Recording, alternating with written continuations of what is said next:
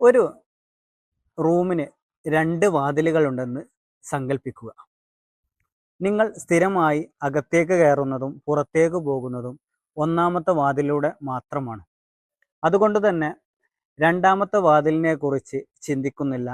അതിൻ്റെ പുറത്തുള്ള ഒരു വിശാലമായ ലോകത്തെക്കുറിച്ച് അന്വേഷിക്കുന്നില്ല.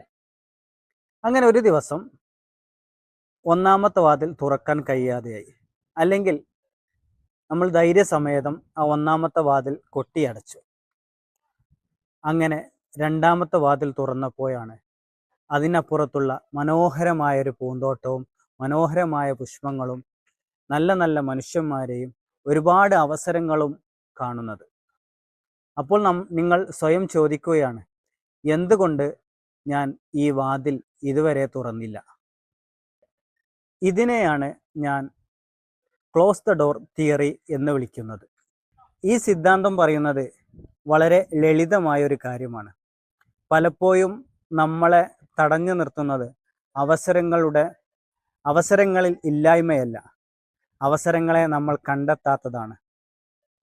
നമ്മുടെ അവസരത്തിന് മുമ്പിലുള്ള പല വാതിലുകളും നമ്മൾ കൊട്ടിയടച്ചതാണ് പലപ്പോഴും നമ്മൾക്ക് വിജയത്തിനുള്ള തടസ്സമായി, അവസരങ്ങൾ ലഭിക്കാനുള്ള തടസ്സമായി നിൽക്കുന്നത്.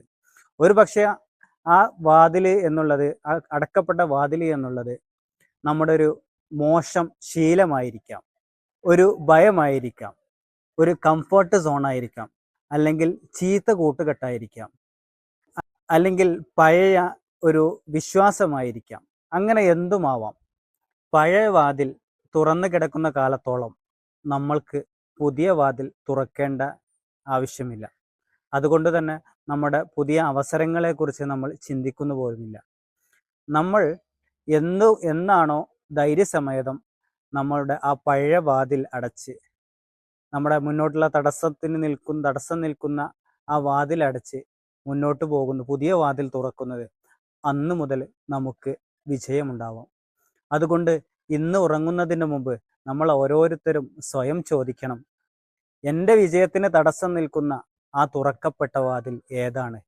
ഞാൻ കൊട്ടിയടക്കേണ്ട വാതിൽ ഏതാണ്? എൻ്റെ മുന്നിൽ തുറക്കേണ്ട വാതിൽ ഏതാണ് എന്ന് നമ്മൾ ആലോചിച്ച് ചിന്തിച്ച് വിശകലനങ്ങൾ നടത്തി നമ്മളെ വിജയത്തിന് തടസ്സം നിൽക്കുന്ന ആ വാതിൽ കൊട്ടിയടക്കാൻ നമ്മൾ മുന്നോട്ട് വരണം ധൈര്യസമേതം.